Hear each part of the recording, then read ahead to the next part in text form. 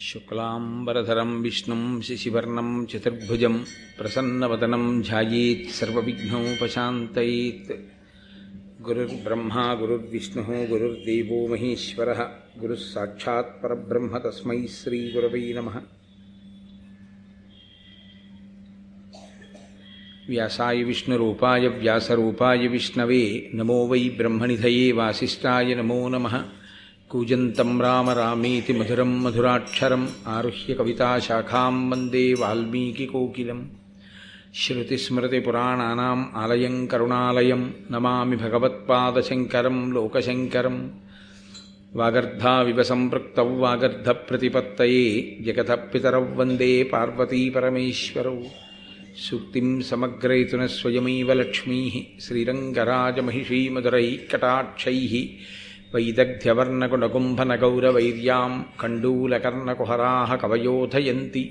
హైమోర్ధ్వపుండ్రమజహన్మకుటం సునాసం మందస్మితం మకరకుండలచారుగండం బింబాధరం బహుళదీర్ఘకృపాకటాక్షం శ్రీవేంకటేశముఖమాత్మనిసన్నిధత్తాం.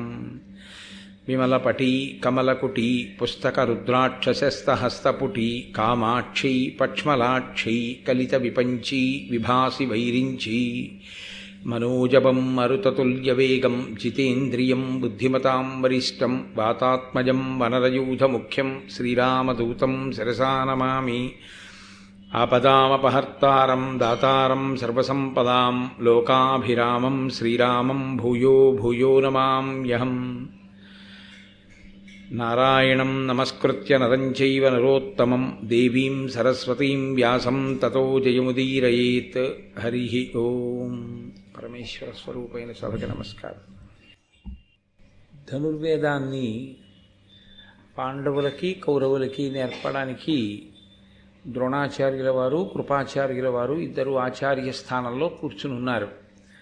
గురువుల యొక్క అనుగ్రహం చేత అందరూ చక్కగా వారి వారికి ఏ ఏ ప్రక్రియ యందు ఏ ఆయుధాన్ని ధరించడమునందు ఎక్కువ ఇష్టమో అటువంటి ఆయుధముతో యుద్ధం చేసేటటువంటి ప్రక్రియలో నైపుణ్యాన్ని సాధించగలుగుతున్నారు. ఎందుకంటే యుద్ధం అనేటటువంటి దాంట్లో అందరూ ఒక రకమైనటువంటి ఆయుధంతో యుద్ధం చేసేవాళ్ళే ఉండరు. ఒకరికి కత్తి యుద్ధంలో ప్రావీణ్యం ఉంటుంది, ఒకరికి గదాయుద్ధంలో ప్రావీణ్యం ఉంటుంది, ఒకరికి ధనస్సు పట్టుకొని బాణములను విడిచిపెట్టడంలో ప్రావీణ్యం ఉంటుంది, ఒకరికి శూలాన్ని విసరడంలో ప్రావీణ్యం ఉంటుంది, ఒక్కొక్కరికి మళ్ళీ ధనుర్వేదంలో ఒక్కొక్కటి ఇష్టమై ఉంటుంది. అన్నీ చెప్పగలిగినటువంటి వాడై ఉంటాడు గురువు. ద్రోణాచార్యుల వారు మహానుభావుడు కనుక ఆయన అందరికీ ఆ విద్య నేర్పుతున్నారు. ఇక్కడ నేను మళ్ళీ మీతో ఒక విషయాన్ని ప్రస్తావన చేయవలసి ఉంటుంది. ఆ రోజుల్లో కేవలంగా ద్రోణాచార్యుల వారి వలననే అంతటి ఖ్యాతి. ఆయనకి శిష్యుడు కానివాడన్నవాడు ధనుర్వేదంలో లేడు. ధనుర్వేదం నేర్చుకోవాలి అంటే ఆ రోజుల్లో ద్రోణాచార్యుల వారి దగ్గర నేర్చుకోవాలి. అంతటి పేరు ప్రఖ్యాతులు గడించినటువంటి వాడు. ఆయన దగ్గర శిష్యరికం చెయ్యడం కోసం ప్రపంచవ్యాప్తంగా ఆయన దగ్గరకు వచ్చి శిష్యరికం చేశారు. ఇందులో చాలా ఆశ్చర్యకరమైన విషయం ఏమిటంటే ద్రోణుడు విద్య నేర్పినప్పుడు వీళ్ళు పుట్టినటువంటి వాళ్ళు అధర్మం వైపుకి నిలబడి ఉన్నారు అన్న విషయాన్ని తెలిసి కూడా ఆయన విద్య నేర్పాడు.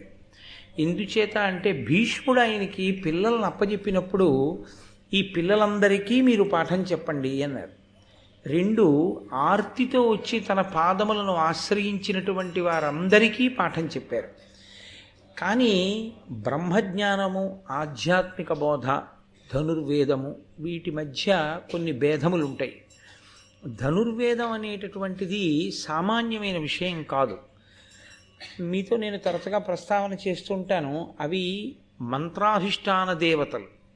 శిష్యుడికి కూడా ఏదో ఒక ఆగ్నేయాస్త్రాన్ని ఒక వాయవ్యాస్త్రాన్ని ఇవ్వడానికే ఎంతో పరిశీలనం చేస్తారు.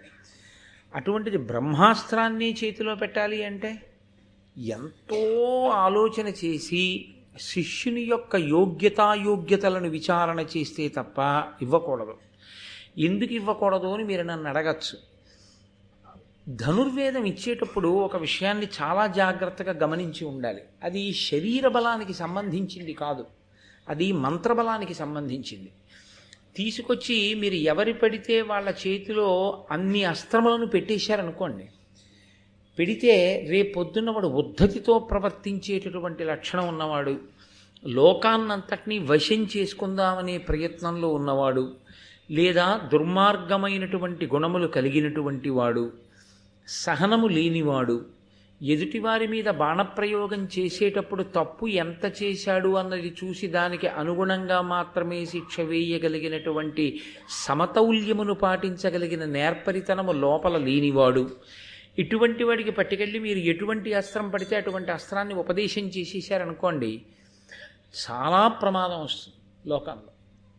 కాబట్టి ధనుర్వేదాన్ని ఉపదేశం చేసేటప్పుడు గురువుగారు శిష్యుని యొక్క శీలాన్ని కూడా దృష్టిలో పెట్టుకోవలసి ఉంటుంది. అందుకే అందరికన్నా ఎవరిని బాగా నిపుణుణ్ణి చెయ్యాలి అంటే, అందరికన్నా ఎవరు సౌశీల్యం ఉన్నవాడో, అందరికన్నా ఎవడు ఎప్పుడూ ధర్మం వైపు మాత్రమే నిలబడతాడో, ఎవరికి ఎప్పుడూ అధర్మమునందు కించిత్ కూడా అనురక్తి ఉండదో అటువంటి వాణ్ణే అందరికన్నా ఎక్కువ అస్త్రవిద్య ఇచ్చి తయారు చేయాలి తప్ప ఇతన్ని మాత్రమే నేను అందరికన్నా అధికుణ్ణి చేస్తాను అని అనడం వెనక గురువుగారికి ప్రత్యేకమైనటువంటి రాగమో ప్రత్యేకమైనటువంటి ఆకర్షణ ఉండి కాదు అని మీరు గుర్తిరగవలసి ఉంటుంది.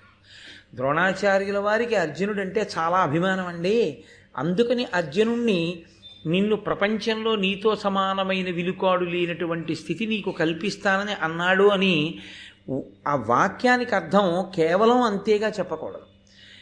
అర్జునుడికి అంత శక్తినిస్తానని ఎందుకన్నాడు అంటే అది దేవతల యొక్క ప్రచోదనం. ధర్మరాజు గారు ముందు పుట్టేటట్టుగా చూసి పాండురాజు గారు ఇంద్రుడి గురించి తపస్సు చేసి నాకు త్రిలోకములను గెలవగలిగినటువంటి వాడు కొడుకుగా కావాలి అని అడిగి ఏడాది పాటు కుంతి చేత వ్రతం చేయించి ధార్మికమైన సంతానంగా ఇంద్రుని యొక్క అంశలో అర్జునుడికి అన్నాడు. ముందు ధర్మాన్ని పెట్టినప్పుడే పాండురాజు గారి యొక్క హృదయం 3 లోకములని గెలవగలిగినవాడు అంటే ఏదో ఆషామాషిగా కనపడ్డ వాళ్ళందరి మీదకి యుద్ధానికి రావణాసురుల్లా వెళ్ళిపోయేటటువంటి మనస్తత్వం ఉన్నవాడు అని కాదు. అది నిగ్రహము కలిగినటువంటి వాడై ఎదుటివారిని నిగ్రహించేటప్పుడు ఆ నిగ్రహించవలసినటువంటి అవసరం ధర్మం కొరకు మాత్రమే చేయవలసి ఉంటుంది తప్ప తన వ్యక్తిగత స్వార్థంతో అన్నిటినీ తానాక్రమించాలనేటటువంటి ఉద్దేశ్యంతో ఈ అస్త్ర సంపదని వాడేవాడు కానివాడై ఉండాలి. ఇన్ని తన దగ్గరున్నా అకస్మాత్తుగా ప్రారంభమే ఇంత పెద్ద పెద్ద అస్త్రాలు వేసేవాడు కానివాడై ఉండాలి. ధనుర్వేదంతో పాటు ధర్మమును గురించి బాగా తెలుసున్నవాడై ఉండాలి.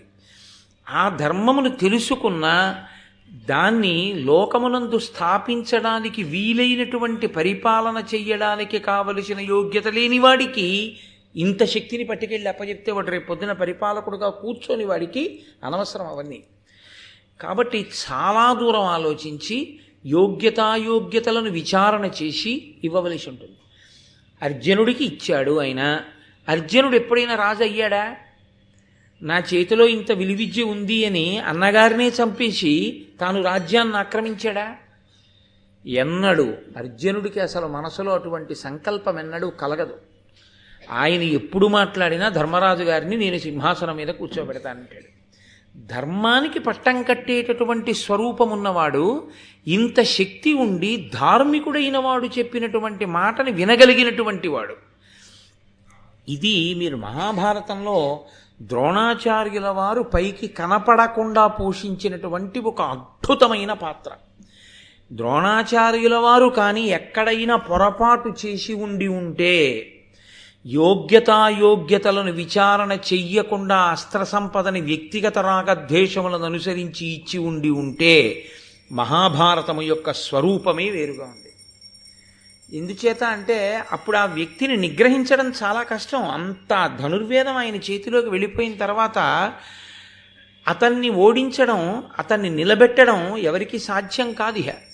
ఇంత ధర్మాత్ములైన పాండవులు కూడా ఒక దుర్మార్గుడి చేతిలోకి వెళ్ళి పడిపోయింది అనుకోండి, ధనుర్వేదం అంతా ద్రోణాచార్యుల వారి దగ్గర ఉన్న శక్తి అంతా వెళ్ళట్టు పడిపోయింది అనుకోండి, పడిపోతే అప్పుడు ద్రోణాచార్యుల వారికి కూడా ఇబ్బంది వస్తుంది వాడిని నిగ్రహించడం. అందుకని ఎప్పుడూ అసలు మనసు అధర్మం వైపుకి తొట్టుపడనటువంటి వ్యక్తి ఎవరుంటాడో అటువంటి వ్యక్తికే ఇవన్నీ అప్పచెప్పాలి. ఇందులో రాగద్వేషములకు ఎంత అతీతంగా ప్రవర్తించవలసి ఉంటుందంటే, కన్న కొడుకైనా సరే ప్రతిరోజు అడిగినా సరే, నాన్నగారండి నాకు ఫలానాది ఇవ్వండి అని అడుగుతున్నా సరే ఇవ్వని వాడై ఉండాలి. నేను ఇవ్వను. ఎందుకు ఇవ్వకుండా ఉండాలి? అసలు మీరు జాగ్రత్తగా ఆలోచించండి. అశ్వత్థామకి ఇవ్వాలా, అర్జునుడికి ఇవ్వాలా? రాగద్వేషములన్న మాటని మీరు ఆలోచిస్తే ద్రోణాచార్యుడు వారి యందు కొడుకు కన్నా ఎవరు ఉండరు కదండి. పక్షపాతం అన్నది దృష్టిలో పెట్టుకోవాలంటే, నా అంత గొప్పవాణ్ణి చెయ్యాలి అని అనుకున్నాడు అనుకోండి, ఒక్కొక్క అస్త్రం యొక్క మంత్రాన్ని ఉపదేశం చేసేస్తే చాలు, మొత్తం అశ్వత్థామ చేతిలోకి వెళ్ళిపోతుంది. అశ్వత్థామ చేతిలోకి కానీ ద్రోణాచార్యుల వారి దగ్గర ఉన్న అస్త్ర విద్య అంతా వెళ్ళిపోయి ఉంటే ఎంత ప్రమాదం సంభవించి ఉండేది. ఆఖరణ ఉపపాండవులందరి గొంతుకలు నిద్రలో ఉండగా కోసేసిన వాడు, దృష్టజుమ్నుడి యొక్క శిరస్సుని కాలితో తన్ని నిద్దట్లో ఉన్నవాడిని చంపేసినవాడు, అంతటి విచక్షణారహితమైనటువంటి పనులు చేసేటటువంటి ఉద్రేక స్వరూపం ఉన్నవాడు, దుర్యోధనుడిని పంచన చేరేవాడు, ఇటువంటి వాడు కాబట్టి నా కొడుకైనా సరే అస్త్ర సంపద వాడి దగ్గర ఉండడానికి వీల్లేదు, ధర్మం వైపుకి నిలబడలేడు. స్వభావమునందు దోషం ఉంది. స్వభావమునందు దోషమున్న వాడికి విద్యంతా ఇచ్చేస్తే నా వరకు బాగుండొచ్చు నా కొడుక్కి ఇచ్చానని, కానీ రేపు లోకములన్నీ ఉపద్రవానికి ఎడతాయి. నా ఒక్కడి స్వార్థం కోసం లోకము నశించకూడదు. ఎవడు ధర్మమును నిలబెడతాడో వాడికిస్తాను తప్ప, అధర్మ స్పర్శ కించిత్తున్న యుక్తాయుక్త విచక్షణ లేకపోయినా అటువంటి వాణ్ణి అర్జునుడి కన్నా పెద్దవాడిగా తయారు చెయ్యను. అండంలో అర్థం ఏమిటంటే, ఆయన ఇవ్వడు. ఏది అద్భుతమైన అస్త్రమో, ఏది ప్రళయమునే సృష్టించగలదో దాన్ని ఉపదేశం చేయడు ఆయన. ద్రోణాచార్యుల వారి దగ్గర బలవంతంగా ఉపదేశం తీసుకోవడం కుదరదు. ఆయన దగ్గర ఉంది అస్త్ర విద్య, అది సామాన్యమైన విద్య కాదు. ఆయన అనుగ్రహించి ఉపదేశం చేయాలి. ఉపదేశం చేశాడా శిష్యుణ్ణి ధరించగలడు. ఆయన ఉపదేశించలేదా అవతలవాడు పొందలేడు. అశ్వత్థామ ఇక తండ్రి మీద ఎంత ఒత్తిడి తీసుకొస్తే ఇచ్చి ఉంటాడో ఆయన బ్రహ్మాస్త్రాన్ని, ఆ బ్రహ్మశిరోనామకాస్త్ర ప్రయోగం చెప్పాడు తప్ప ఉపసంహారం చెప్పలేదు ఆయన. ప్రయోగం చెప్పి ఉపసంహారం చెప్పకపోవడం ఎటువంటిదంటే, వంట చేసి అక్కడ పెట్టి నేను వచ్చి పెడతానప్పుడు తిందువు కానీ వండంతో సమానం. వంట అక్కడుంది, వీడికి ఆకలిస్తోంది కానీ తినడానికి అధికారం లేదు. ఒక అస్త్రాన్ని ప్రయోగించడం వచ్చి ఉపసంహారం చెప్పలేదు అంటే దాని అర్థం ఏమిటంటే, నీకు ఉపసంహారం రాదు కాబట్టి ఆ అస్త్రాన్ని వేస్తే ప్రళయం వచ్చేస్తుంది కాబట్టి అసలు నువ్వు వేయడానికి లేదు. ఆయన ఉపసంహారం చెప్పలేదంటే అశ్వత్థామక ఆ అస్త్ర ప్రయోగమునందు అధికారము లేదు ఆయన చెప్పలేదు. అర్జునుడికి చెప్పాడు. ప్రయోగ ఉపసంహారములను రెండింటినీ అర్జునుడికి చెప్పాడు. అందుకే అశ్వత్థామ ప్రమాదం తీసుకొస్తే అర్జునుడు ఆ ప్రమాదాన్ని గట్టెక్కించాడు, ఉపసంహారం చేశాడు. కృష్ణుడు చెప్తే చిట్ట చివరిలో ఉపపాండవ సంహారం జరిగినప్పుడు.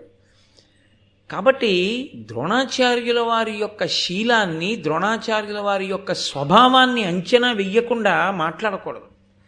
కర్ణుడు దుర్యోధనుడి పక్షంలో నిలబడుతున్నాడన్న విషయం ద్రోణాచార్యుల వారికి స్పష్టంగా తెలుసు. కర్ణుని యొక్క స్వభావం ఎటువంటిదో ద్రోణాచార్యుల వారికి స్పష్టంగా తెలుసు. ఒక గురుస్థానంలో కూర్చున్న వ్యక్తి మొట్టమొదట గల విషయం ఏమిటో తెలుసా అండి? తెలుసుకుని ఉండవలసిన విషయం స్వభావమును ఖచ్చితంగా అంచనా వేయాలి. స్వభావము దిద్దుకోలేడు, ఇతని స్వభావం ఇంతే, దీని నుండి బయటికి రాలేడు. ఎంతవరకో అంతవరకు మాత్రమే ఇవ్వవలసి ఉంటుంది తప్ప మీకున్నటువంటి అనుబంధంతో ఏది పడితే దాన్ని తీసుకెళ్లి గురువుగారి శిష్యుడి చేతిలో పెట్టకూడదు. పెడితే లోకం యొక్క విశేషం ఉపద్రవం వస్తుంది. పరశురాముడు ఇచ్చాడు ద్రోణాచార్యుల వారి కంటే, ద్రోణాచార్యుల వారు గురుస్థానంలో అలా కూర్చోగలిగినటువంటి వ్యక్తిని నమ్మారు పరశురాముల వారు కాబట్టి ఇచ్చారు. ఇప్పుడు తనిష్టం వచ్చినట్టు తాను ప్రవర్తిస్తే తనకిచ్చినటువంటి గురువులు అగ్నివేశుడు, మహానుభావుడు పరశురాముడు, తన తండ్రి భరద్వాజుడు. కాబట్టి అంత ఆలోచించాడు ఆయన, లోకం గురించి అంత ఆలోచించాడు తప్ప విద్య నేర్పడంలో ఆయనకి ఎప్పుడూ పక్షపాతం లేదు. ఆయనకి పక్షపాతం ఉంటే ఒక్కటే గుర్తు, ఆయన కొడుకే అందరికన్నా గొప్పవాడై ఉండాలి. కాదు, అసలు దుర్యోధనాదులకు ఆయన ఏ విద్య సరిగ్గా చెప్పక్కర్లేదు. ఆయన అందరికీ పాఠం చెప్పారు. కానీ అందరికన్నా ఎక్కువ శక్తితో నిలబడవలసిన వాడు ఎవడు అత్యంత ధార్మికుడో వాడి యందు శక్తిని పెంచి ఉంచాడు. దేనికి పెంచి ఉంచాడంటే ఉపద్రవమే వస్తే వీడొక్కడు రక్షించాల ధర్మాన్ని.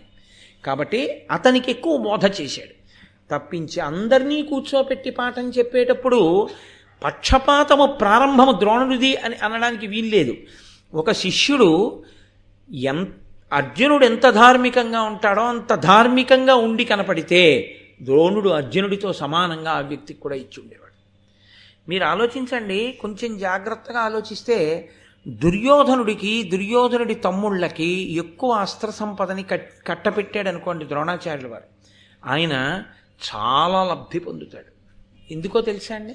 దుర్యోధనుడు వెళ్ళి ధృతరాష్ట్రుడికి చెప్తాడు, మా బాగా అప్పచెప్తున్నాడు విద్యంతా మాకు, పిచ్చి బ్రాహ్మణుడు అన్నీ మాకు అప్పచెప్పేస్తున్నాడు నాన్న అని. కావలసిన అగ్రహారాలు ఇస్తాడు, కావలసినంత బంగారం ఇస్తాడు.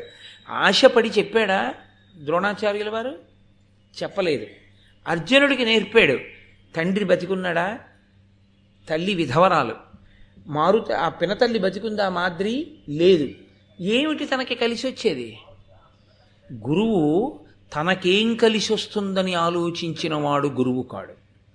గురువు ఎప్పుడూ కూడా ఎక్కడ సౌజన్యం ఉన్నదో ఆ వ్యక్తి యొక్క ఐశ్వర్యంతో సంబంధం గురువు గారికి ఉండకూడదు. ఆ వ్యక్తి అర్హతని పొందినవాడు నెత్తి మీద పెట్టుకుంటాడంతే. ద్రోణాచార్యుల వారి యొక్క శీల వైభవం అటువంటిది కాదు. అసలు ఇంకా ఆయన శీలానికి గొప్పతనం ఏమిటో తెలుసా అండి? ద్రుపదుడు తపస్సు చేసి కన్నాడు, ద్రోణాచార్యుల వారిని చంపే కొడుకు కావాలి నాకని. అగ్నిగుండంలోంచి వచ్చాడు దుష్టజుమ్నుడు. ద్రోణాచార్యుల వారిని చంపడానికే పుట్టాడు ఆ అబ్బాయి అన్న విషయం ద్రోణాచార్యుల వారికి తెలుసు. ఆ అబ్బాయి వచ్చి నాకు అస్త్ర విద్య మీరు నేర్పండి అన్నాడు. కత్తి పట్టుకుని ఎలా శత్రువు పీక కొయ్యాలో నేర్పితే ఈ పిల్లవాడు కోసే పీక నాదే అని ద్రోణుడికి తెలుసు. తెలిసి కూడా ఆయన నేర్పాడు. చచ్చిపోవడం ఎప్పుడో అప్పుడు చచ్చిపోతాం, శరీరం పడిపోతుంది, కానీ ఆశ్రయించిన శిష్యుడికి నేను ఇవ్వకుండా ఉండకూడదు. కాబట్టి అతనికి ఎంత అర్హత ఉందో అంతా ఇచ్చేశాడు అంతే. ద్రోణాచార్యుల వారి దగ్గర విద్య నేర్చుకున్న ధృష్టద్యుమ్నుడు చిట్ట చివర ధనస్సు విడిచిపెట్టేసి నిలబడిపోయినటువంటి ద్రోణుడి రథం మీదకి దూకి ఆయన కంఠం కోసేశాడు. తన కంఠం కోసేస్తాడని తెలుసు ద్రోణుడికి, తెలిసి పాఠం చెప్పాడు. కత్తి ఎలా పట్టుకోవాలో, కత్తితో యుద్ధం ఎలా చేయాలో నేర్పాడు. అటువంటి ద్రోణుడి పట్ల పక్షపాత ధోరణి ఇంకొక కోణంలో మీరు ఎలా స్థాపిస్తారు చెప్పండి నాకు? అది తెలిసి తెలియని మాట. కాబట్టి మహాత్ముల యొక్క దృష్టికోణం ధర్మం గురించి మాత్రమే తప్ప వేరొక విషయం గురించి కాదు. అటువంటి స్వార్థమే ద్రోణునకుంటే ద్రోణుడు అన్నిటికన్నా ముందు అశ్వత్థామకి పాఠం చెప్పకుండా ఉండకూడదు, అన్నీ అశ్వత్థామకి ఇవ్వాలి. 2, తప్పకుండా ఆయన అసలు తనని చంపడానికి పుట్టిన వాడికి పాఠం చెప్పకుండా ఉండాలి. ఈ 2 చెయ్యనివాడు ఆయన. అటువంటి ద్రోణాచార్యుల వారి దగ్గరికి ఒకానొకప్పుడు హిరణ్యధన్వుడు అనబడేటటువంటి ఒక ఎరుకరాజు యొక్క కొడుకు ఏకలవ్యుడు ఆయన పేరు. ఆ ఏకలవ్యుడు అనబడేటటువంటి ఎరుకరాజు యొక్క కుమారుడు అరణ్యమునందు ఉంటుంటాడు అతను. ఆయన వచ్చి ద్రోణాచార్యుల వారిని సమీపించి ప్రార్థన చేశాడు, నాకు మీరు విలువిద్య నేర్పండి. ద్రోణుడు అతని వంక చూసి నేను నీకు నేర్పను. సరే, దీని మీద చాలా చిలవల పొలవలు అయిందనుకోండి, ఆయన నేర్పను అన్నాడు. ద్రోణుడు నేర్పను అన్నాడు అంటే ఏకలవ్యుడు ఎవరో ద్రోణుడికి తెలుసా? ఆయనకి తెలియదు. ఎక్కడి నుంచి వచ్చాడో తెలుసా? తెలియదు. పోనీ ఏమైనా అంతకుముందు శత్రుత్వం ఏమైనా ఉందా? ఏమీ లేదు. మరి ఎందుకు నేర్పనన్నాడు? కనపడగానే ఉన్నటువంటి స్వరూప స్వభావాల్ని బట్టి అతను ఎరుకరాజు యొక్క కుమారుడు, ఎరుక జాతికి చెందినవాడు అని తెలుసుకున్నాడు.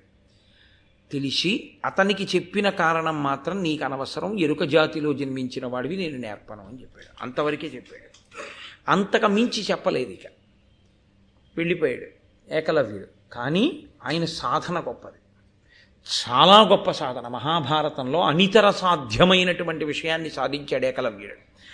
ఆయన వెళ్ళి వినయమున ద్రోణరూపు మన్నున అమర్చి దానికి అతిభక్తితోడ ప్రదక్షిణంబు చేసి మృక్కుచు సంతతాభ్యాస శక్తి అస్త్ర విద్యా రహస్యంబులర్ధిపడసే. అర్ధిపడసే.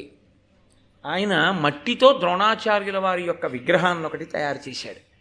ఇవ్వనన్నాడు, చెప్పనన్నాడు అని ఆయన ద్రోణుని యందు వైముఖ్యమును పెంచుకోకుండా ద్రోణాచార్యుల వారి యొక్క బొమ్మ ఒకటి మట్టితో తయారు చేసుకుని ప్రతిరోజు ద్రోణాచార్యుల వారికి ప్రదక్షిణం చేసేవాడు. అతని దృష్టిలో మట్టితో చేయబడినటువంటి బొమ్మకి నేను ప్రదక్షిణం చేస్తున్నాను అనుకునేవాడు కాదు. ద్రోణుడే నాకు పాఠం చెప్పడానికి వచ్చారు నా అడవికి. రోజు ప్రదక్షిణం చేసి ఆయనకి సాగిలబడి నమస్కరించి, గురువర్యా నేను బాణం ఎలా వెయ్యాలని అడిగేవాడు. ఆయనకి ద్రోణుడే చెప్పినట్లుగా సందేశం వస్తుండేది. గురువా చెప్పేది, శిష్యుడి గురువా? శిష్యుడి గురువు. ద్రోణుడు వచ్చి చెప్పలేదు పాఠం, కానీ ఆయనకి ద్రోణ తేజస్సు పలికిందంతే. పలికి ఆయనకి అవగతమయ్యాయి అన్నీ. జన్మజన్మాంతర సంస్కారం, ఆయనకున్న గురుభక్తి అంత గొప్పది. కాబట్టి ఆయనకిప్పుడు అడుగుతూ ఉండేవాడు, వాయవ్యాస్త్రం ఎలా, లేకపోతే ఈ బాణం వేయడం ఎలా, ఒకేసారి వింటినారికి ఇన్ని బాణములను తొడిగి విడిచిపెట్టడం ఎలా. అంతే, గురువుగారి దగ్గర నిలబడి నేర్పుతున్నట్లు అనిపించేది. వచ్చేస్తే అతను చాలా గొప్ప అస్త్ర విద్యా రహస్యంబులర్ధిబడసి, అస్త్రముల యొక్క విద్యా రహస్యములన్నింటినీ పొందాడు. అవి శస్త్రములు కావు, కేవలం కత్తి, ఈటె ఇటువంటివి కావు. అవి అస్త్రములు. అస్త్రములు అంటే మంత్ర సంబంధములు. మంత్రముల యొక్క ఉపదేశం అతనికి జరిగిపోయింది ద్రోణుని వలన. ద్రోణుడు అంగీకరించలేదు ఇవ్వడానికి, ఇచ్చానని ద్రోణుడికి తెలియదు. ఆయనేమి ఇవ్వలేదు. మీరు ద్రోణుడిని అడిగారనుకోండి, నేను ఇవ్వలేదని చెప్పాడు ద్రోణుడు. నేను ఇవ్వలేదా విద్య, నాకు తెలియదు. ద్రోణుడే ఉపదేశం చేశాడు ఏకలవ్యుడికి. ద్రోణుడు అబద్ధం ఆడాడా, ఏకలవ్యుడు అబద్ధం ఆడాడా? ఏకలవ్యుడు అబద్ధం ఆడితే విద్య రావడం అబద్ధం, విద్య వచ్చింది. ద్రోణుడు అబద్ధం ఆడితే ఆయన శీలానికే కళంకం. అలా అబద్ధం ఆడవలసిన అవసరం లేదు. గురువుగారు నేర్పాలనుకుంటే ఏకలవ్యుడికి నేర్పచ్చు. కాబట్టి ద్రోణుడు అబద్ధం ఆడలేదు. మరి ద్రోణుడు అబద్ధం ఆడక, ఏకలవ్యుడు అబద్ధం ఆడక, ఏకలవ్యుడికి అస్త్ర విద్య ఎక్కడి నుంచి వచ్చింది? దానికి సమాధానం నువ్వు కూడా ఉపాసన చేయగలిగితే నీకు తెలుస్తుంది అంతే. కొన్నింటికి వాగ్రూపమైన సమాధానములు ఉండవు. గురువుగారు అనేటటువంటి నిశ్చలమైన భక్తితో మీరు గురుస్వరూపం యొక్క పాదములను గట్టిగా పట్టుకుని నిలబడగలిగితే, గురువు అనగా ఎవరు? అంధకారమును పోగొట్టేవాడు. అంధకారమును పోగొట్టగలిగినటువంటి రాశీభూతమైన ఈశ్వర తేజస్సే గురువుగారు. కాబట్టి ఇప్పుడు మీరు ఒక గురువు యందు పెట్టుకున్న గురి ఈశ్వర స్వరూపంగా మీకు ఆ గురువు రూపంలో పలికేటట్టు చేస్తుందంతే. కాబట్టి ఇప్పుడు ఏకలవ్యుడికి ద్రోణుని యొక్క విగ్రహం మాట్లాడింది. ద్రోణుడే మాట్లాడాడనుకున్నాడు, అన్నీ తెలిసేసుకున్నాడు. తెలుసుకున్న తరువాత ఒక గమ్మత్తు జరిగింది. ఇది ద్రోణుడికి తెలియదు, ఏకలవ్యుడికి తెలుసు. నేను ద్రోణుడి విగ్రహం పెట్టుకుని నేర్చేసుకుంటున్నానన్న విషయం, కానీ ఆయన విగ్రహం అనుకోవట్లేదు, గురువుగారు నాకు చెప్తున్నారు అనుకున్నాడు. కొన్నాళ్ళు అయిన తర్వాత పాండవులు కౌరవులు కలిసి వేట నిమిత్తం అరణ్యంలోకి వెళ్ళారు. ఒకటి, క్రూర మృగములను చంపవచ్చు. రెండు, పరిగెత్తుకుంటూ వెళ్ళిపోతున్నటువంటి ప్రాణి మీద ప్రాణం వేసి గురి చూసి కొట్టడం. ఒకటి, గురి యందు నైపుణ్యత తెలుస్తుంది. అందుకని ద్రోణాచార్యుల వారు అంగీకరించారు వేటకు వెళ్ళడానికి. గురువుగారి అనుమతితో వాళ్ళు వేటకొచ్చారు. వేటకొచ్చినప్పుడు అదో విచిత్రమైనటువంటి లక్షణం. వేట యందు క్రౌర్యం ఉంటుందండి. వేట ఆ సున్నితమైన వేట అని ఏమి ఉండవు లోకంలో. నిర్బంధ ప్రణయము, సున్నితమైన వేట, ఇలాంటి పరస్పర విరుద్ధమైన మాటలు ఉండవు. బలవంతంగా ప్రేమించడం స్వచ్ఛందంగా ఉండాలి. బలవంతంగా ప్రేమించడం ఏంటి? నిర్బంధ ప్రణయము, సున్నిత వేట ఇలాంటివి ఏమి ఉండవు. కాబట్టి వేటయందు క్రౌర్యం ఉంటుంది. వేటయందు క్రౌర్యమునకు పరాకాష్ఠయే ఉపకరణంగా వేట కుక్కల్ని తీసుకెళ్తారు. ఆ వేట ఎప్పుడైనా వెళ్ళేటటువంటి అలవాటు ఉన్న వాళ్ళకి దాని గురించి బాగా తెలుస్తుంది. వేట కుక్కలు 10,000 చేరనేల, ఆ ఉర కుక్కలు 10,000 చేరనేల, వేటకై చాలదే ఒక్క జాగిలంబు అని.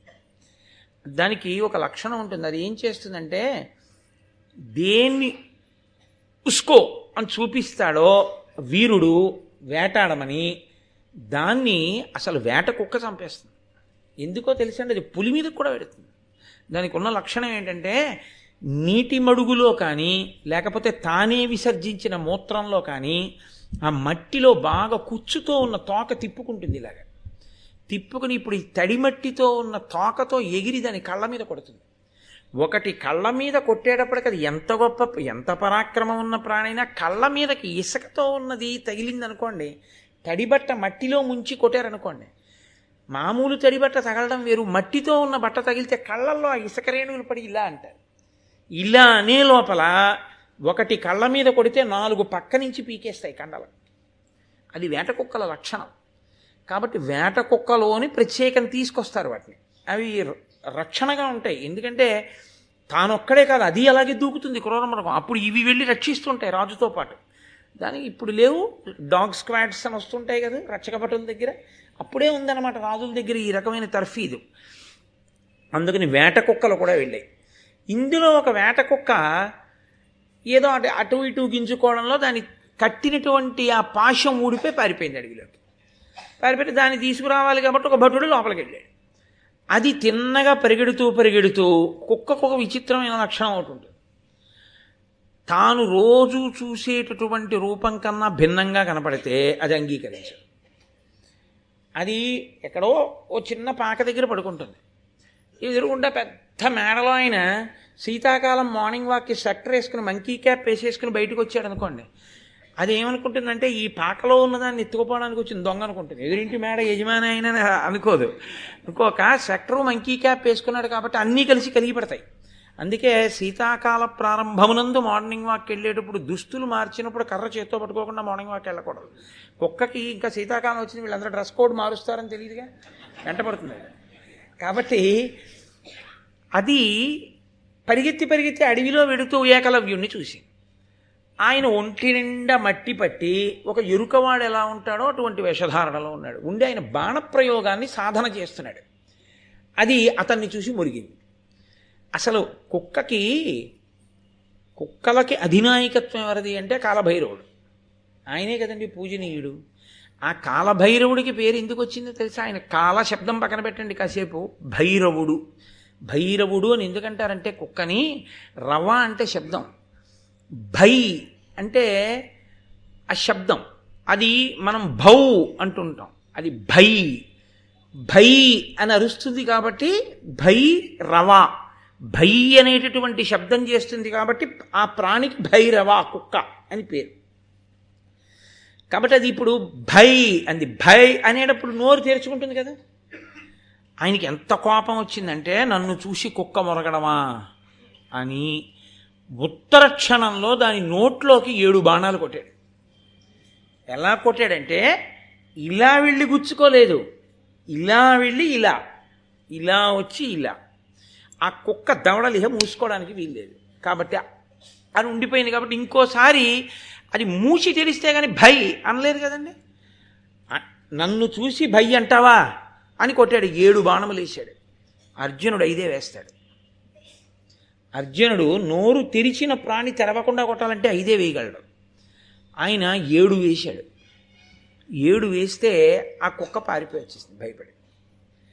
భటుడు పారిపోయి వచ్చాడు. అది ఎవరు చూడాలో వాళ్ళే చూశారు. వాళ్ళు అన్నారు, ఇప్పుడు ఎవరికి ఉండే పాండిత్యం వాళ్ళది కదండి. మీరు చూడండి, సాధారణంగాను కారు ఎక్కి వెళ్ళిపోతున్నారు అనుకోండి, మన గొడవలో మనం ఉంటాం, డ్రైవర్ అంటాడు డోర్ పర్లేదండి అంటాడు. అది మనం గమనించాం. అతను డోరు పడలేదండి అంటాడు అంతే. అతను గమనించలేదనుకోండి, సరే తర్వాత ఇంటెన్సివ్ కేర్ యూనిట్. కాబట్టి ఎవరికి ఉండే ప్రజ్ఞ వాళ్ళకు ఉంటుంది, వాళ్ళు వెంటనే పసిగడతారు. ఎవరి సునిశ్చిత పరిజ్ఞానం వాళ్ళది. కాబట్టి 7 బాణములను ఇలా కుక్క నోట్లోకి ఎవరు వేశాడు అని తెల్లపోయాడు. తెల్లపోయి అర్జునుడు అడిగాడు, ఎవరు వేశారు ఈ బాణాలని?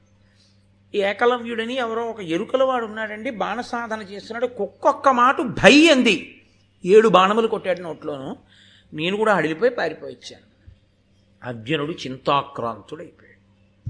ఎందుచేత అంటే అతనికి దాన్ని బట్టి తెలిసిపోయింది, తనకన్నా గొప్ప విలుకాడున్నాడు లోకంలో. ద్రోణాచార్యుల వారు తనకి ప్రమాణం చేశాడు, తన్ని విలుకాడిని చేస్తానని. కానీ తనకన్నా గొప్ప విలుకాడొకడు లోకంలో ఉన్నాడు. అంత గొప్ప విలుకాడు తయారు కావాలంటే ద్రోణుడు గురువు కాకుండా అయ్యే అవకాశం లేదు. ఎందుకంటే ద్రోణుడి కన్నా గొప్ప గురువు లేడు ఇక ధనుర్వేదం చెప్పడానికి. కాబట్టి ద్రోణుడే చెప్పి ఉండాలి. పైగా వచ్చిన భటుడు ఏమన్నాడంటే, ఎదురుగుండా ద్రోణాచార్యుల వారి విగ్రహం ఉంది, అక్కడే నేర్చుకుంటున్నాడని చెప్పాడు. అనుమాన పడలేదు కానీ బాధపడ్డాడు అర్జునుడు. అయిపోయింది ఈ సంఘటన. అయిపోయిన తర్వాత గురువుగారు రాత్రి ఎక్కడో పడుకున్నాడు, పాపారణ్యంలో ఏదో ఒక శిబిరంలో పడుకున్నాడు ద్రోణాచార్యుల వారు. అర్జునుడు వెళ్ళి ఆయన కాళ్ళు పడుతూ ఆయన్ని ఏమనలేదు. గురువుగారు మీరు నన్ను అధికుణ్ణి చేస్తానన్నారు, ఇంకోన్ని చేశారు అని ఆరోపణ చేయలేదు. చేయకుండా ఎంత మృదువుగా మాట్లాడాడో చూడండి. ఆయన అన్నాడు, నాకంటెను మీకంటెను లోకములో అధికుడతి బలుండు ధనుర్విద్యా కౌశలమున ఆతడు మీకు ప్రియ శిష్యుడటే అమిథ్యావచన అన్నాడు. అమిథ్యావచన అంటే అబద్ధాలు చెప్పడం అలవాట్లేనటువంటి ఓ మహానుభావ, నీకంటే లోకంలో విలుకాడు ఉండడన్నావుగా, ఉన్నాడు. ఎంత గొప్పగా పిలిచాడో చూడండి ద్రోణాచార్యులు వారిని ఆ రోజున పిలిచి, ఎన్నడూ అబద్ధం ఆడని వాడా, మీకంటే నాకంటే గొప్పవాడు ఉన్నట్ట విలుకాడు లోకంలో. గురువుని మించిపోయిన శిష్యుడైపోయాడు ఆయన. కాబట్టి అతను ధనుర్విద్యా కౌశలమున ఆతడు మీకు ప్రియ శిష్యుడటే. ధనువిద్యా కౌశలమునందు అతనే మీకు ప్రియ శిష్యుడట.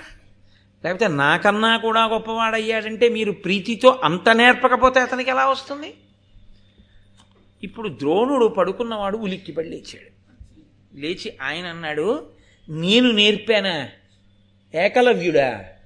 అంత అస్త్రవిద్య ఇచ్చానా? ఎక్కడుంటాడని అడిగాడు. లోపల ఉంటాడట, పద పెడదాం అన్నాడు. అర్జునుడు ద్రోణుడు కలిసి వచ్చారు. ఏకలవ్యుడికి తెలిసింది ద్రోణాచార్యుల వారు వస్తున్నారు. అంతే, మహాసంబరపడిపోయాడు. ఎదురొచ్చాడు, ద్రోణాచార్యుల వారి కాళ్ళ మీద పడ్డాడు, నమస్కారం చేశాడు, తీసుకెళ్ళాడు, కూర్చోబెట్టాడు, ఆ విగ్రహం చూపించాడు. మహానుభావ, మీ అనుగ్రహంతోటే నాకు ఇంత విద్య వచ్చింది, ఇదిగో ఇన్ని నేర్చుకున్నానన్నాడు. అంటే ద్రోణుడు అన్నాడు, నాకు గురుదక్షిణ ఇవ్వవద్దా నా దగ్గర నేర్చుకుంటే అన్నాడు. ఇవ్వాలి, అది న్యాయం. గురుదక్షిణ ఇవ్వకపోతే ఆ విద్య ఫలించదు. కాబట్టి నేను మీకు దక్షిణ ఇస్తాను. ఇది దేహంబు, ఇది అర్థంబు, ఇది నా పరిజన సమూహము. ఇన్నిటిలో నెయ్యది మీకిష్టము, దానిని మొదవగా ఇత్తు కొనుడు అమోఘంబనినను. మహానుభావ, ఏమిమ్మంటారు గురుదక్షిణ? ఇది దేహము, ఇదిగో ఇది నా శరీరం, మీకు ఇచ్చేయమంటారా? ఇచ్చేస్తాను. ఇది అర్థంబు, ఇది నాకున్నటువంటి సంపద, ఇందులో మీకేం కావాలి తీసుకెళ్ళిపోండి. ఇది నా పరిజన సమూహము, వీళ్ళందరూ నా దగ్గర ఉండేటటువంటి పరిజనులు. ఇన్నిటిలో ఎయ్యది మీకు ఇష్టము, వీటిల్లో మీకు ఏది ఇష్టం, మీకేం కావాలి? మొదవగా ఇత్తు, నేను సంతోషంగా ఇచ్చేస్తాను. ఏం కావాలన్నా నా శరీరంతో సహా ఏది కావాలి చెప్పండి, ఇచ్చేస్తానన్నాడు. అంటే ఈయనన్నాడు, నీ కుడి చేతి బొటనవేలు కోసి నాకు గురుదక్షిణగా ఇచ్చేసేయి అన్నాడు. అంతే. ఆ మాట అడిగిన క్షణకాలం కూడా ఇంకా ఏకలవ్యుడు ఆలోచించలేదు. ఉత్తర క్షణం తన కుడి చేతి బొటనవేలిని ఎడంచేత్తో కోసేసి ఆకులో పెట్టి దక్షిణగా ఇచ్చేశాడు. కాబట్టి ఎమ్మిని నీ దక్షిణ హస్తమ్మున పెనువ్రేలు దునిమి దక్షిణ ఇమ్మిష్టంమిది నా కనవుడు విన అమ్మునవాడిచ్చేదాని ఆచార్యునకు. అడిగినప్పుడు కూడా ఏది అడిగాడు? పెనువ్రేలు, పెద్ద వేలు ఏదిందో అది ఇమ్మన్నాడు. అంతే, ఇచ్చేశాడు. ఈ వేలుకున్న లక్షణం ఏమిటో తెలుసా అండి? ఈ వేలు ఈ 4 వేళ్లకి దూరంగా ఉంటుంది. కానీ దీనితో కలవకుండా ఈ 4 వేళ్ళు ఏమీ పట్టుకోలేవు. పెన్ను పట్టుకోవాలనుకోండి, ఈ రెండూ కలిపి దీనితో కలవాలి. ఏదో ఓ చిటికెడు ఇవ్వండి అన్నారనుకోండి, ఓ చిటికెడు అంటే ఈ రెండూ కలిపి ఇలా తీయాలి. ఓ తాడెట్టుకోవాలనుకోండి, ఇలా 4 వేళ్లతో పట్టుకుంటే బిగుతుండదు, ఇలా పట్టుకుంటే బిగుతుంటుంది. దాచండి అన్నాను అనుకోండి, ఇలా దాస్తే తెలిసిపోతుంది, ఇలా దాచాను అనుకోండి, గుప్పిటి మూసాను అనుకోండి తెలియదు. ఇది దూరంగా ఉంటుంది. కానీ ఈ 4 దేనికైనా సరే దీనిని ఆశ్రయిస్తాయి. అందుకే ఒక విషయం చెప్తుంటారు, బ్రిటిష్ వారు తమ మాంచెస్టర్ క్లాత్ బాగా అమ్మకం అవడం కోసమని భారతదేశంలో ఉన్న నేతగాళ్ల యొక్క నేతతో కూడినటువంటి బట్ట ముందు నిలబడలేకపోతే ఏకకాలంలో చాలామంది సాలెవాళ్ల బొటనవేళ్లు తీసేశారు, వాళ్ళ బట్ట దేశంలో అమ్ముడవడానికి. వాళ్ళు ఇంకా అలా నెయ్యడానికి అవకాశం లేకుండా చేయడానికి. ఒకానొకప్పుడు తిరుమలలో వెంకటేశ్వర స్వామి వారి క్షేత్రంలో ఒక వస్త్రం ఒకటి ఉండేది ప్రత్యేకం, చాలా కాలం పాటు. అది చిన్న వస్త్రం. ఆ వస్త్రం పెట్టి తుడిస్తే ఏమయ్యేదంటే మీకు నల్లపూసంత ధూళికణం కూడా అక్కడ ఉండేది కాదు. ప్రత్యేకంగా ఆ బట్ట పెట్టి తుడిచేసేవారు. ఆ బట్ట పెట్టి తుడిచారు అంటే ఇంకా ధూళికణం అంత దుమ్ము కూడా అంతరాలయంలో ఉండడానికి వీల్లేదు. అటువంటి బట్టలు నేశారు. అగ్గిపెట్టెలో పట్టగలిగినంత చీర నేసినటువంటి నేతగాళ్ళు పుట్టినటువంటి దేశం ఈ దేశం. కాబట్టి ఇప్పుడు ఆ బొటనవేలు ఇచ్చేస్తే ఇక అతను బాణప్రయోగం చేయలేడు. ఎందుకని? ఈ 4 వేళ్లతో బాణం ఎలా వేస్తాడు? ఇలా పట్టుకుని వెయ్యాలి వింటినారిని, ఇక వేయలేడు. కాబట్టి ఇప్పుడు ఎంత అస్త్ర విద్య వచ్చినా అతను అసలు మామూలు బాణం వేయడానికి కూడా పనికిరాడు. కాబట్టి ఇప్పుడు ఇంత గొప్ప ఏకలవ్యుడు కూడా ఎందుకు పనికిరానటువంటి వాడిగా ఎందుకు పనికి మాలినవాడు అంటే అసలు ఎందుకు పనికి మాలినవాడు అని నా ఉద్దేశ్యం కాదు. అతను ఆ తర్వాత ఈ 4 వేళ్లతో కూడా బాణాలు వేశాడు. కానీ అతను చాలా పెద్ద వీరుడిగా నిలబడ్డానికి వీలు లేని స్థానంలో ఆ బొటన వేలు ద్రోణాచార్యుల వారు తీసేశారు. తీసేయడం వల్ల అర్జునుడే పెద్ద విలుకాడుగా నిలబడిపోయాడు. సరే, ఇప్పుడు నేను మీకు ఈ విషయం చెప్పినప్పుడు మీరు ఒక పెద్ద ధర్మ సంకటంలోకి వెళ్ళారని నాకు తెలుసు. వీడేమో నిన్నటి నుంచి తలకొట్టుకుని ద్రోణాచార్యుల వారు గొప్పవారు అంటున్నాడు, దృష్టజుమ్నుడికి కూడా పాఠం నేర్పాడన్నాడు, అశ్వత్థామ కన్నా అర్జునుడికి ఎక్కువ నేర్పాడన్నాడు, పక్షపాతం లేదన్నాడు. ఏకలవ్యుడు బొటన వేలు ఎందుకు తీశాడు? చెప్పిన పాఠం ఒక్కటి లేదా? విగ్రహం పెట్టి పాపం నేర్చుకున్నవాడి యొక్క వేలు తీసేశాడా? దోషం కాదండి. అక్కడ మీకు బాహ్యంలో సమర్థించడానికి ఏమీ ఉండదు. కానీ నిజంగా ద్రోణుడు అర్జునుణ్ణే పెద్ద విలుకాన్ని చెయ్యడం కోసమని అలా బొటనవేలు తీసేసిన వాడైతే మీరొకటి జ్ఞాపకం పెట్టుకోండి, ఎవరైనా ఊరుకుంటారేమో కానీ వ్యాసుడు అంగీకరించాడు. ఉత్తర క్షణంలో ధర్మము ధర్మమే. వ్యాసుడు ఘోరమైనటువంటి నేరాన్ని ద్రోణుడు చేశాడని, ద్రోణుడి జీవుడు ఈ చేసిన పాపాన్ని అనుభవించిన స్థితి ఎక్కడో చెప్పాలి, చెప్పలేదు. ఈశ్వరుడి పక్షపాతమా? తీసేస్తే తీసేశాడులే, ఎరుకవాడి బొటన వేలు తీశాడు కాబట్టి మనం ద్రోణాచార్యుల వారిని ఏం అనకూడదని చెప్పి ఊరుకున్నాడా? కాదు. అసలు మహాభారతం ఎందుకు వచ్చింది? భూభారము పెరిగిపోయినప్పుడు ఈ భూభారమును తగ్గించాలి. పాపులందరినీ తగ్గిస్తే తప్ప భూభారము తగ్గదు. దేవతాంశలలో వచ్చిన వాళ్ళందరూ, వాళ్ళకి కౌరవులకి యుద్ధం జరిగితే తప్ప భూభారం తగ్గదు. ఏకలవ్యుడి యొక్క స్వభావమునందు ఒక పెద్ద దోషం ఉంది. అతను ధర్మము వైపుకి వంగలేడు. అతనికి ఆభిజాత్య దోషం ఉంది. అతను ఎంతసేపు తనకున్నటువంటి విద్యని ఎదుటివారికి శిక్షగా ధనుర్వేదాన్ని ఉపయోగించవలసి వస్తే ఎంత మోతాదులో శిక్ష వెయ్యాలో అంత మోతాదులోనే ధనుర్వేదాన్ని వాడగలిగినటువంటి సహనం ఉన్నవాడు కాడు. సహనం ఉన్నవాడైతే జాతి లక్షణం చేత అది చాలా సహజం. ఎవరైనా విచిత్రంగా కనబడితే ఓ కుక్క మురుగుతుంది. దానికి కోటీశ్వరుడా అనవసరం, లేకపోతే మహాపండితుడా అనవసరం. దానికి విచిత్రంగా కనబడ్డాడు, అది మురుగుతుంది అంతే. అది దాని స్వభావం. అది దానికి ఓ చీయనాలి, ఓ కర్ర పెట్టి కొట్టాలి మహా అయితే, అంతే, అంతవరకే.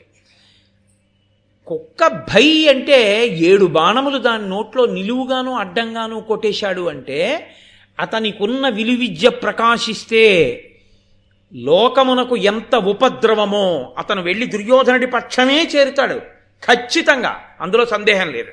బొటనవేలు తీశాక కూడా అతను కౌరవ పక్షం వైపుకి చెందిన జరాసంధులు మొదలైన వాళ్ళ వైపుకి వెళ్ళాడు. కాబట్టి ఉత్తరోత్తర ధర్మానికి వ్యతిరేకంగా నిలబడే వాళ్ళ వైపుకి కర్ణుడితో పాటు ఏకలవ్యుడు కూడా చేరిపోతే ధర్మ సంస్థాపన కష్టం. కాబట్టి తేలికగా గురుదక్షిణ రూపంలో బొటనవేలు తీస్తే తప్ప ఒక వ్యక్తికి అన్యాయం జరిగినా ఒక సమాజమునకు ప్రయోజనం జరగాలి, దేశంలో ధర్మం నిలబడాలి. ఆ ధర్మనిరతి కొరకు ఒక వ్యక్తికి అన్యాయం జరిగిన గురుదక్షిణ రూపంలో తాను తీసుకున్నాడు. తీసుకుని ఏకలవ్యుని యందు విద్య సమాజమునందు ప్రమాదకారిగా పరిణమించకుండా ద్రోణుడు అడ్డుపడ్డాడు. ఈ అడ్డుపడ్డం ఏకలవ్యుడి విషయంలోనే కాదు, అశ్వత్థామకు కూడా అడ్డుపడ్డాడు. కాబట్టి ఇందులో ద్రోణుడికి వ్యతిరేకంగా తీర్పు చెప్పడానికి ఏమీ లేదు. సహృదయతతో ఆలోచించినప్పుడు ద్రోణుడికి పుష్పహారం వెయ్యవలసిందే. కాబట్టి అలా ఏకలవ్యుడి దగ్గర బొటనవేలు తీసుకుని ఆ ధర్మము ఎంతకాలము నిలబడుతుందో మీరు చూడండి. అధిక్షేపించి అర్జునుడు మాట్లాడచ్చు, కంటి ముందు సాక్ష్యం కనపడింది ఏకలవ్యుడి విషయం. అంత మర్యాదగా గురువుగారితో మీకంటే నాకంటే వీరుడొకడు కనపడుతున్నట్ట, అతను మీకు చాలా వాత్సల్యపూరితమైన శిష్యుట్ట, మాట తప్పని గురువుగారు అని వదిలేశాడంతే. తప్ప ఒక్క వాక్కు గురువుగారిని అధిక్షేపిస్తూ తొందరపడిపోయి ఏదో సాక్ష్యాలు ప్రవేశపెట్టి గురునింద చేసి అర్జునుడు మాట్లాడలేదు. ఆయనకి గురువుగారి మీద ఉన్నటువంటి భక్తి అటువంటి, ఆయనకున్న ధర్మ నిరతి అటువంటిది. ఆ ధర్మ నిరతి కట్టకడపటి వరకు అలాగే కట్టుబడిపోయాడు అర్జునుడు ద్రోణుడి విషయంలో. ఆ గురుభక్తి అయితేనేమిటి, పితృభక్తి అయితేనేమిటి, పెద్దల పట్ల భక్తి అయితేనేమిటి, అన్నగారి మీద భక్తి అయితేనేమిటి, దేనికైనా అంతే. ఒక్కసారి ద్రౌపదీదేవితో కలిసి ఉన్నటువంటి ధర్మరాజుని చూసినందుకు తీర్థయాత్ర చేశాడు ఆయన, వ్యాసుడు పెట్టిన నియమానికి. అంతటి ధార్మికుడు అర్జునుడు. అంతటి ధార్మికుడైన వాడి చేతిలో ఇంత గొప్ప శక్తి ఉండి అతని కన్నా గొప్పవాడు లేకపోతే అతను ధర్మాన్ని కాపాడగలడు. అంతకన్నా గొప్పవాడు ఉండి వాడు అధర్మ పక్షపాతి అయితే అప్పుడు అర్జునుడు ధర్మపక్షపాతి అయినా ఆయన కూడా ధర్మాన్ని నిలబెట్టలేని స్థితి వస్తుంది. కాబట్టి ద్రోణుడి యొక్క తీర్పు ధర్మము కొరకు మాత్రమే తప్ప అన్యము ఆయన యొక్క ఉద్దేశ్యము కాదు. కాబట్టి ఈ ఘట్టము జరిగిపోయిన తరువాత భూపనందనులి విధంబున భూరి శస్త్ర మహాస్త్ర విద్యోపదేశ పరిగ్రహ స్థితినున్న అందరయందు విద్యోపదేశము తుల్యమైనను ఉత్తమోత్తముడయ్యే విద్యా పరిశ్రమ కౌశలంబున దండితారి నరుండిలన్. వచ్చిన వాళ్ళందరినీ కూర్చోపెట్టి పాఠం చెప్పేటప్పుడు ద్రోణాచార్యుల వారు ఏకలవ్యుడి దగ్గర బొటనవేలు తీసుకున్న తర్వాత కూడా పాఠం చెప్పేటప్పుడు మాత్రం అర్జునుడికొక్కడికే వినపడేటట్టుగా పాఠం చెప్పడం అన్నది మాత్రం ఎప్పుడూ చేయలేదు. అందరూ గ్రహించండి అని పాఠం చెప్పాడు. కానీ గురువుగారు చెప్పిన పాఠాన్ని మననం చెయ్యడంలో, గురువుగారు చెప్పినటువంటి పాఠాన్ని అందుకోవడంలో, గురువుగారి హృదయానికి అనుగుణంగా బ్రతకడంలో అర్జునుడు చేసినటువంటి సాధన అటువంటి. ఆ సాధనే మనిషిని ఒక అత్యుత్తమమైనటువంటి స్థాయిలో నిలబెట్టినా సాధనే, నీచమైనటువంటి స్థాయిలో పడిపోయేటట్టు చేసినా అదే. మీరు చూడండి, సమున్నతమైన స్థాయిలో నిలబడాలి అంటే అతను ఒక్కొక్కసారి అతనికి ఉన్నటువంటి ఐశ్వర్యమును కూడా త్రోసిరాదని సాధన చేయవలసి ఉంటుంది. మీరు నన్ను సహృదయంతో అర్థం చేసుకోగలిగితే నేను మీతో ఒక మాట మనవి చేస్తాను. ఇవాళ భారతదేశంలో అత్యంత గొప్ప ఐశ్వర్యవంతుల్లో టెండూల్కర్ ఒకడు. చాలా ఐశ్వర్యవంతుడు ఆయన. ఆయన ఎక్కితే ఏసీ కారు ఎక్కాలి, ఉంటే ఏసీ బంగ్లాలో ఉండాలి. ఆయన కోరుకుంటే ఆయనకి దక్కనిది ఏం లేదు. ఇవాళ ఏ పార్టీ అయినా ఆయనకి ఎంపీగా నించుంటానంటే లోక్సభ స్థానం ఇండియాలో 542 నియోజకవర్గాల్లో ఎక్కడ నించున్నా బహుశా ఏకగ్రీవంగా ఎన్నిక కాగలడు. అటువంటి వాడు 36 ఏళ్ల వయస్సులో 50 ఓవర్లు స్టాండ్ బై లేకుండా పరిగెత్తి 200 రన్స్ కొట్టి నాటౌట్గా నిలబడిపోయాడు అంటే టెండూల్కర్ క్రికెట్ను కాదు, టెండూల్కర్ వెనక ఉన్న సాధనని మీరు చూడండి. అతను ఎంత కష్టపడకపోతే ఎండలో ఒక రోజంతా నిలబడగలడు వడదెబ్బ తినకుండా. అంత పరిగెత్తగలుగుతున్నాడంటే అతను ఎంత సాధన చేస్తాడు. ఏ సాధన లేకుండా కీర్తి రాదు. ఏ సాధన లేకుండా అత్యున్నతమైన స్థాయిలో మీరు కూర్చోలేరు. కూర్చున్నా అది 1 రోజు కూర్చోగలరు, 2 రోజులు కూర్చోగలరు, 3 రోజులు కూర్చోగలరు. ఎక్కడ సాధన ఉందో, ఎక్కడ నిరంతర పరిశ్రమ ఉందో, ఎక్కడ లక్ష్యమునందు ఆ శుద్ధి ఉందో అటువంటి వాడు మాత్రమే దానిని పొందగలడు. పరమేశ్వరుణ్ణి పొందాలి అనుకున్నవాడు శరీరాన్నే పెట్టుబడిగా పెట్టి పరమేశ్వరుడన్న లాభాన్ని పొందాలి. వ్యాపారస్తుడు వ్యాపారం చేసేటప్పుడు ముందు తన దగ్గర ఉన్న డబ్బుతోనే వస్తువులు తెచ్చి అక్కడ కొని పెట్టాలి, పెట్టి అమ్మి లాభం సంపాదించాలి.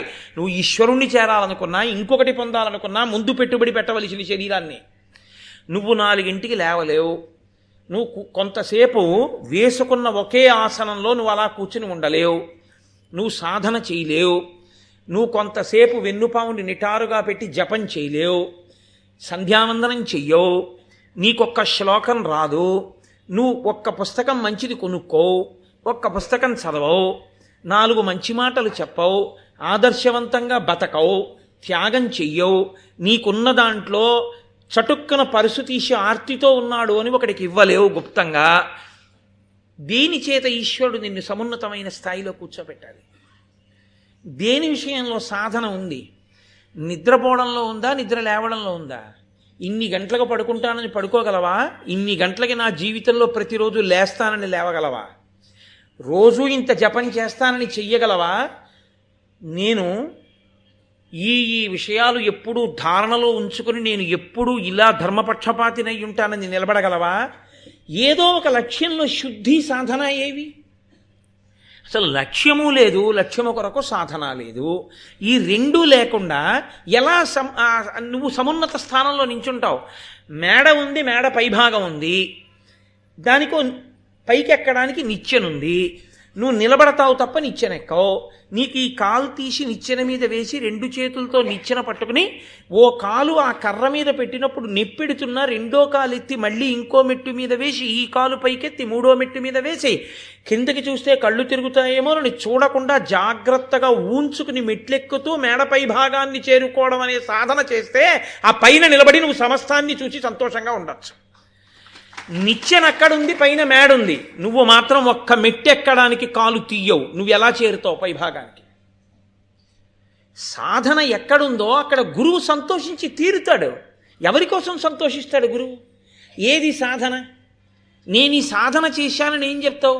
కంచి కామకోటి పీఠాధిపత్యం వహించి మహాపురుషుడిలా నడిచి వెళ్ళిపోతుంటే కొన్ని వేల మంది రోడ్లకి 2 వైపులా చొక్కాలు బనీన్లు విప్పి నేల మీద పడిపోతున్నటువంటి రోజుల్లో జనువుతో నేసినటువంటి పాకలో 94 సంవత్సరాల వయస్సులో మౌనవ్రతం పట్టి తన గది కూడా తానే తుడుచుకుంటూ జపం చేసుకుంటూ పరమేశ్వర సాక్షాత్కారం కోసం ప్రయత్నించి అంతటి గొప్ప స్థితిని పొందారంటే, మా ఇంటికొచ్చి పడుకోండని పిలిచేవాళ్ళు కోటీశ్వరులు కొన్ని వేల మంది ఆయన ముందు నిలబడితే సన్యాస ధర్మం అంటే సన్యాస ధర్మమే అని కట్టుబడి ఒక దేవాలయం ముందున్నటువంటి నాపరాళ్ల మీద ఉన్న కాషాయ గుడ్డని తల మీద వరకు కప్పుకుని పడుకుని నిద్ర లేచి తెల్లవారుజామున 3 గంటలకి స్నానం చేసి అనుష్ఠానం చేసి బతికున్నంతకాలం ఆసేతు హిమాచల పర్యంతం కాలినడకన నడిచినటువంటి పరమాచార్యకున్నటువంటి సాధనా బలంలో నీకెంతపాటి ఉంది? మహాత్ములు ఉన్నారు, నువ్వెక్కడ తీసుకున్నావు స్ఫూర్తిగా? నువ్వు తీసుకుని సాధన చేస్తే గురువుల అనుగ్రహం వరిస్తుంది.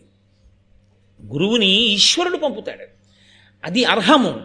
అక్కడ పాత్రత ఉంది, వెళ్ళు అక్కడ కురిపించు, పంపిస్తాడు. ఏది ఆ సాధన లేని చోట, ఆ పాత్రత లేని చోటుకి ఎలా గురువుగారు అనుగ్రహం చేరుతుంది? చేరుదామన్నా చేరదు. వీడికి సాధన లేదు, ఎత్తు మీద ఉన్నాడు. నీరు పల్లమెరుగు నిజము దేవుడిరుగని ఎవడు తల వంచి వినయంతో నిలబడ్డాడో వాడి దగ్గరికి వెడుతుంది కానీ గురువుగారి అనుగ్రహం. ఏదో ఒక ఆభిజాత్యానికి నేను ఇంత గొప్పవాడిని తలెత్తుకు నిలబడి నీ మూర్ఖత్వమే ఎన్ని సంవత్సరాలు తిరిగినా అదే నీ కంటి పెట్టుకుని ఉండిపోయినప్పుడు ఎలా గురువుగారి అనుగ్రహం నీకు చేరుతుంది? సాధనయే ఆ యుగంలో కాదు ఈ యుగం వరకు సాధన చెయ్యలేని వాడు ఆ గొప్ప స్థితిని పొందలేడు. పుస్తకాలు అక్కడ ఉంటాయి, ఈయన ఇక్కడ ఉంటాడు. ఈయన విద్వాంసుడయ్యేది ఎప్పుడు? తదేక దృష్టితో ఆ పుస్తకాన్ని ఈయన చదివినప్పుడు విద్వాంసుడు. ఆ తదేక దృష్టితో చదవడం అన్నది చేత కానంతసేపు పుస్తకాలు పుస్తకానే ఉంటాయి, ఈయనగానే ఉంటాడు. ఈయన విద్వాంసుడు అవ్వాలంటే ఆ పుస్తకం వంక చూసి చదువుతుంటే వస్తున్న నిద్ర ఎగిరిపోతుంది ఆయనకి, అంత తాదాత్మ్యత. అలా చదువుతాడు, ఆయన అవుతాడు విద్వాంసుడు, ఆయన అవుతాడు సాధకుడు. ఆయన చేస్తాడు గాయత్రి. అలా ఆయన తేజస్సు ధారణాశక్తి ఆవహించి ఉండేవి. ఒక్క పూట సంధ్యావందనం కూడా చేయడం చేత కానటువంటి వాడిని, అంత నిర్లక్ష్యం ఉన్నవాడిని ఆ తేజస్సు ఆవహించేది. కాబట్టి సాధనయే. ద్రోణాచార్యుల వారు అన్నిటికన్నా ఇష్టపడినది అర్జునుని యందు ఈ రెండే. ఒకటి ప్రధానమైనది ధర్మము, రెండు సాధన. మీరు పట్టుకెళ్ళి ఎంత ఇచ్చేసేయండి ఆయనకి. ఇక్కడ ఇంత బాణములు వెయ్యక్కర్లేదు, ఆయన వేయడు. ఆయన అలా వెయ్యగలిగిన వాడైతే కురుక్షేత్రం అన్నాళ్ళు ఎందుకంటే యుద్ధం. అలా వెయ్యడు. భీష్ముడు వెయ్యడు, ద్రోణుడు వెయ్యడు, అర్జునుడు వెయ్యడు. వాళ్ళందరూ ఎక్కడ వరకో అక్కడ వరకే, దేని మీద ఎంత వెయ్యాలో అంత మాత్రమే. మందుల షాప్ నాకు ఉంది కదా అని రోజు టిఫిన్ మానేసి నా కనబడ్డ స్ట్రిప్పులన్నీ చింపుకుని నోట్లో పడుచుకుంటే టిఫిన్ కింద ఎన్నాళ్ళు అమ్ముతాడు? ఒక్కరోజు అమ్ముతాడేమో అంతే. ఆ తర్వాత ఆయన మందులు కొనుక్కుని వేసుకోవాల్సి ఉంటుంది. ఏది ఎంతవరకు అనుభవించాలో అంతవరకు అనుభవించాలి, ఏది ఎంతవరకు విడిచిపెట్టాలో అంతవరకు విడిచిపెట్టాలి. పట్టు విడుపు ఈ రెండూ రానివాడు వృద్ధిలోకి రాలేడు. నీకు పట్టుకోవలసింది ఎంత పట్టుకోవాలో తెలియదు, నీకు విడిచిపెట్టవలసింది ఎంత విడిచిపెట్టాలో తెలియదు. విడిచిపెట్టవలసిన దాన్ని జీవితాంతం పట్టుకుంటావు, జీవితాంతం పట్టుకోవలసిన దాన్ని మొదట విడిచిపెడతావు, ఇంకెక్కడ వృద్ధి? కాబట్టి ఇది నచ్చింది ద్రోణుడికి. ఇది నన్నయ్య గారు ఋషితుల్యుడు, ఆయన సందేశం. స్కూల్లో జాయిన్ అయిన వాళ్ళందరూ కలెక్టర్లు అయిపోరు, డాక్టర్లు అయిపోయిన వాళ్ళందరూ ప్రఖ్యాతి వహించినటువంటి డాక్టర్లు కారు. ఎవరు ప్రఖ్యాతి వహించిన డాక్టర్లు అవుతారంటే అంత క్రమశిక్షణ కలిగి, అంత ఓర్పుతో, అంత జాగ్రత్తగా అలా ఉండగలిగితేనే, ఆ సాధనాబలం ఉంటేనే. సెకండ్లతో నిమిషాలతో ఇక్కడికి గంటన్నర వస్తారు అంతే, ఆ టైంకి కరెక్ట్గా వస్తారు. గంటన్నర 20 మందిని చూస్తారు అంతే, 20 మందిని. ఇవాళ 10 మందిని చూసి వెళ్ళిపోతానండి అండ ఉండదు. ఎన్నేళ్ల వయస్సు వచ్చినా అంతే ఆ క్రమశిక్షణ. ఉన్నారు మహాత్ములు. అలాంటి సాధనాబలం ఎక్కడుందో అక్కడే కీర్తి. ఆ సాధనాబలం లేని చోటికి కీర్తి రమ్మంటే ఎక్కడి నుంచి వస్తుందండి? గురువుగారు అనుగ్రహం రమ్మంటే ఎక్కడి నుంచి వస్తుంది? సాధన ఉంది, ధర్మం లేదు. అక్కడికి పట్టుకెళ్ళి ఇచ్చేస్తే బాగా సాధన చేస్తాడని పట్టుకెళ్ళి ఇచ్చేసారనుకోండి, ఉపద్రవం తీసుకొస్తాడు అన్ని పుచ్చుకుని. సాధన ఉండాలి, సాధనతో పాటు ధార్మికమైన దృష్టి ఉండాలి. అందుకే కేవలం సాధన చేసిన గురువుగారు హర్షించకూడదు. సాధనతో పాటు 10 మందికి పనికొచ్చేవాడైనా తనకట్టే పెట్టుకుని తన భోగం చూసుకుంటాడా? లోకము యొక్క సంక్షేమాన్ని కాంక్షిస్తాడా? సర్వే వేద విదా Shura survey లోకహితే రతా survey జ్ఞానోపసంపన్నా survey సముదితా గుణై. బాలకాండలో Ramalakshmana భరత శత్రుఘ్నులకి విద్యాభ్యాసం విశ్వామిత్రుడు వశిష్ఠుడు ఎలా చేయించారో చెప్తారు వాల్మీకి మహర్షి. సర్వే వేద విదా శూరా సర్వే లోకహితే రతా. ఆయన రామలక్ష్మణ భరత శత్రుఘ్నులు సర్వే వేద విదాహ, అన్నీ తెలుసు, 4 వేదాలు చదువుకున్నారు. శూరాహ, గొప్ప పండితులు, వాడి ధనుర్వేదం కూడా అలాగే చదువుకున్నారు. కానీ అపాత్రులను ఇవ్వలేదు. ఎందుకు ఇచ్చాడు? సర్వే లోకహితే రతాహ, లోకము యొక్క హితమును ఆలోచించగలరు, అందుకిచ్చారు. లోకము యొక్క హితమును ఆలోచించకుండా ఉంది కదా అని బాణప్రయోగం చేసేసి, ఉంది కదా అని ప్రతి ప్రాణి మీద ఇష్టం వచ్చినట్టు బాణాలేసేవాడి చేతికి పట్టుకెళ్ళి అమోఘమైన ధనుర్వేదాన్నంతటినీ ఉంచేస్తే లోకం నాశనం అయిపోతుంది. అప్పుడు ద్రోణుడు దోషిగా నిలబడతాడు వెళ్ళి. కాబట్టి ఎందువల్ల అర్జునుడు అంత గొప్పవాడయ్యాడో, ఎందువల్ల ద్రోణుడు అంత గొప్పవాడయ్యాడో ఒక్క పద్యంలో చెప్తున్నారు నన్నయ్య గారు. ఇది నన్నయ్య గారి ప్రతిభ ఆంధ్రీకరించడంలో. ప్రాతస్మరణీయుడు, మహానుభావుడు, లోకానికి ఇంత వెలుగుల బంతిని అందించారు ఆయన. కాబట్టి ఆయన అంటున్నారు, భూపనందనుడు ఈ విధంబున భూరి శస్త్ర మహాస్త్ర విద్యోపదేశ పరిగ్రహ స్థితినున్న అందరయందు విద్యోపదేశము తుల్యమైనను. ద్రోణుడు విద్య చెప్పడం అన్నది అందరికీ ఒకలా చెప్పినా ఉత్తమోత్తముడయ్యే విద్యా పరిశ్రమ కౌశలంబున దండితారి నరుండిలన్. అర్జునుడంత గొప్పవాడు ఎందుకయ్యాడు? గురువుగారు చెప్పినటువంటి వాటిని అంత బాగా సాధన చేశాడు.